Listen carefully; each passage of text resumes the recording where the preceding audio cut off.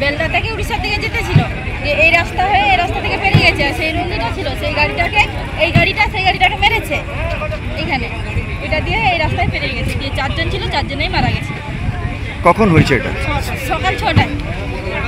মানে কি এই রোড থেকে ওই রোডে ক্রস করে? ওই রোড থেকে এই রোডে পেরিয়ে গেছে।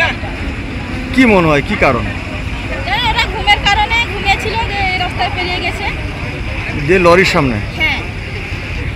আপনার নাম? 4 জন ছিল, 4 জনেই মারা